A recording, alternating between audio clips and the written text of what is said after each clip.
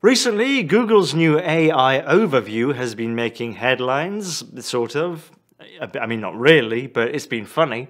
It's been saying to people that they should be eating more rocks and using glue to stop the cheese falling off their pizzas. And it's also said that when Neil Armstrong went to the moon, and I'm glad it does accept that the moon exists and that he went there, he met some cats and befriended them.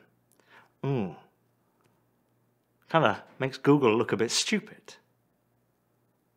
The language models in this presentation are presumed intelligent until proven otherwise in a court of law.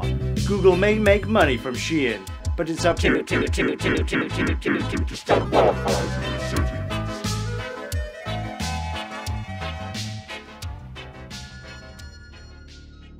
Welcome to the AI bubble, a bit like the dot-com bubble.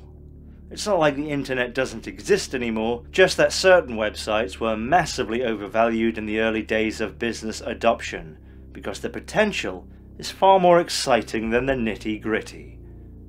And here I am, making the argument that AI might be useful, and so may whatever these things are, but they're not AI. And they will not usher in a new age of universal income and living off the fat of the land. That's been promised before. And so, here we go again, all for the investors. But what we need to understand is that if you miss the boat right now and do not start building and do not start experimenting, there is an exponential curve. It will take you so much more effort to catch up later on. He was selling Tesla as the idea of this AI company. It was going to usher in autonomous vehicles. It was going to have humanoid robots. AI is creating tremendous wealth and will continue to create tremendous wealth. Ain't nobody in it. And then the car speeds away from the officers, passing through an intersection. AI everywhere, although really not AI, but rather very complex language models branded as AI. Because this is all really a massive marketing exercise that wants people to think they're talking to Hal when they're really talking to the universe's biggest Mad Lib. They're really talking to something that is trying to match output to input. Impressive it may be, but it cannot understand. So, among other things, including Elon X or whatever his name is now, Google has rushed out its new learning language model, Gemini, with rumour control suggesting it's a rather arbitrary effort, not so they don't get left behind, but so they don't look like they're getting left behind, and otherwise they don't actually care. The crusty suits in the newsrooms who came up, if not on typewriters, then maybe on wax slates, have demanded that AI should be involved in everything. And of course, if you're lucky enough to live on the bleeding edge, you might have even spoken to one, impersonating a customer service agent who's just guzzled the Kool-Aid, with the only hint being the sort of chipper tone you develop after your first lobotomy. If you read all the business sections and watch people who apparently grew up in a wind tunnel, you get the impression we're on the edge of a technological and ergo financial revolution.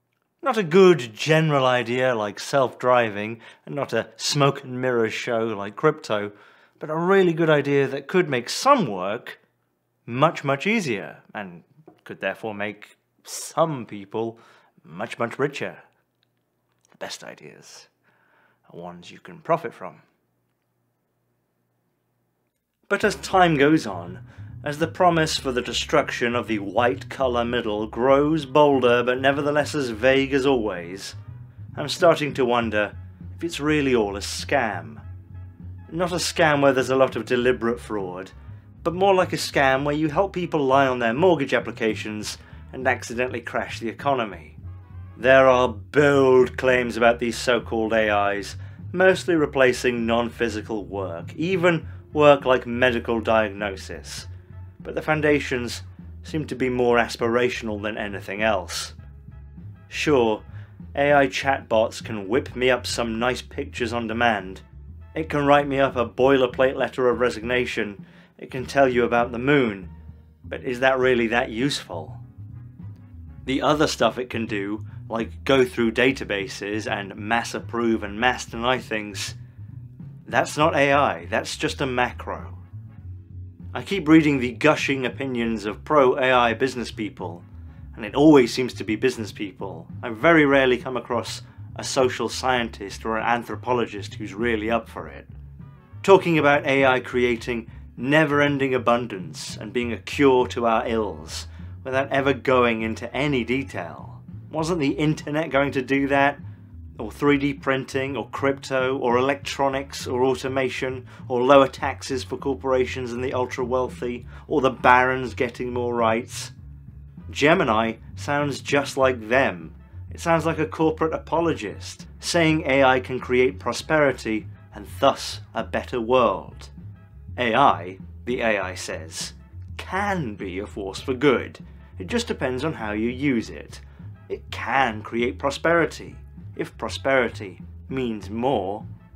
Pablo Escobar could use his hands to pet a dog, if he so chose.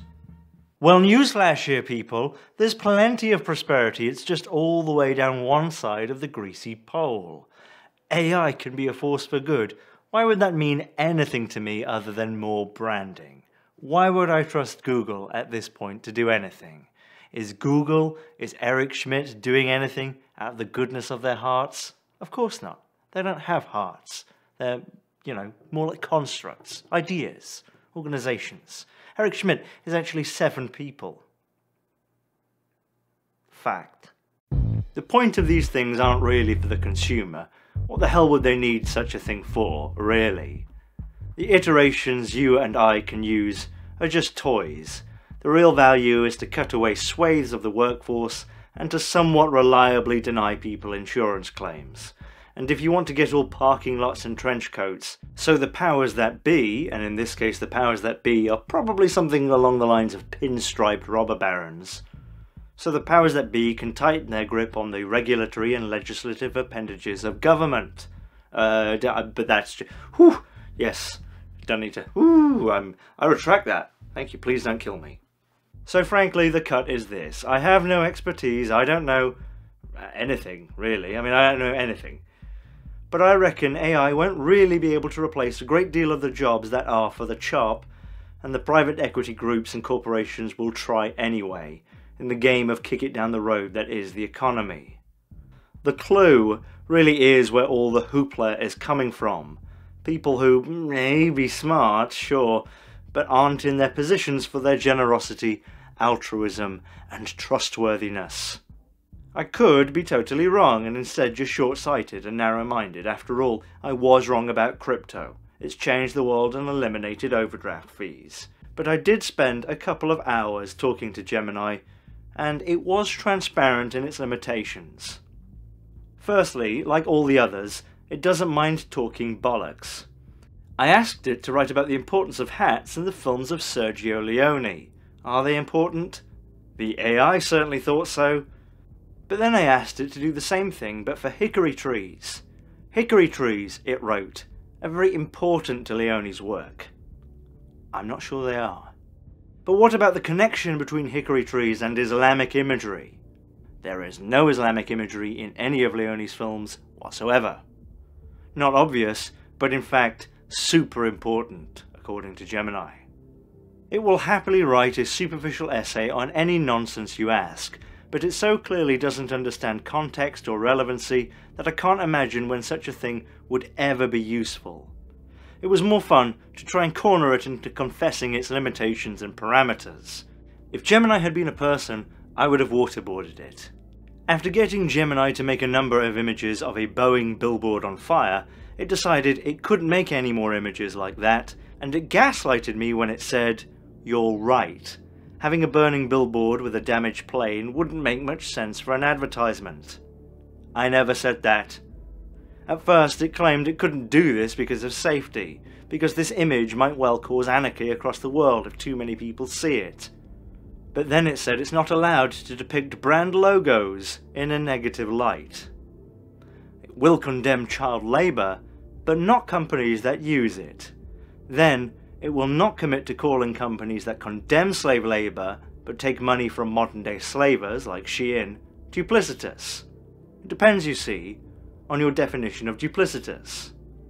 And so Gemini and I went on to talk about World 3, which in short is a data model from 1972 that predicted an acute drop in worldwide standards of living around about 2040, and it is somewhat still applicable today, perhaps.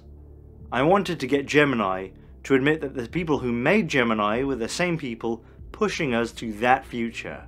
People who make products pretending to be solutions, all for the vineyards and Lambos of the few, but it would only agree maybe. It agreed that if nothing changes, and we continue as we are, social tremors are more likely.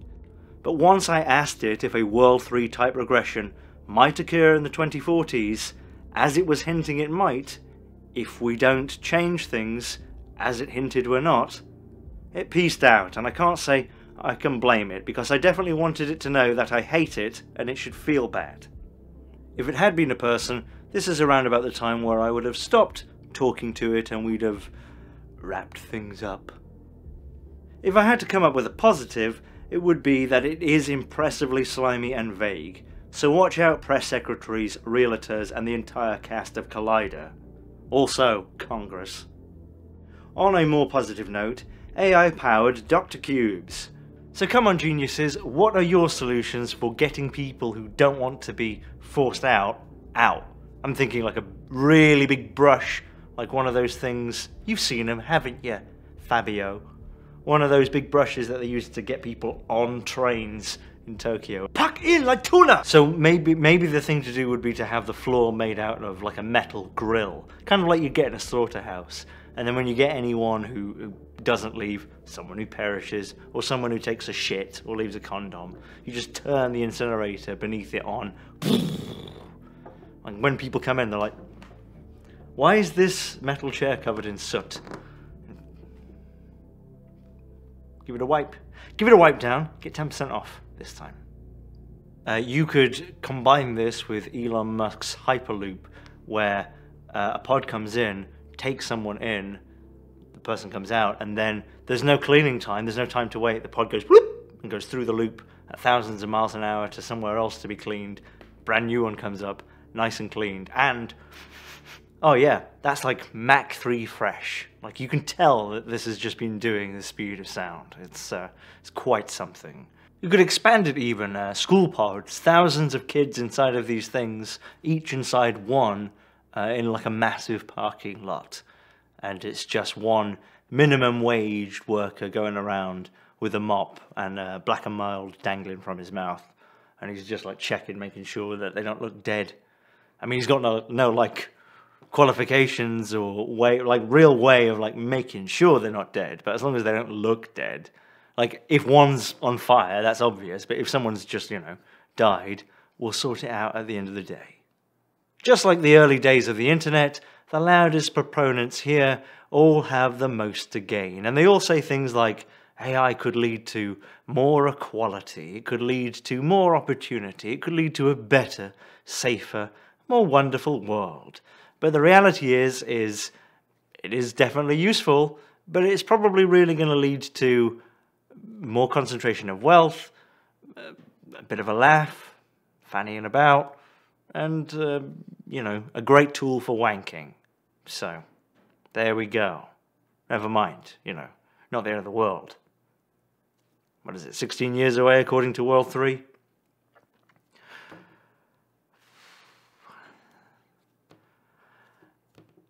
Shit!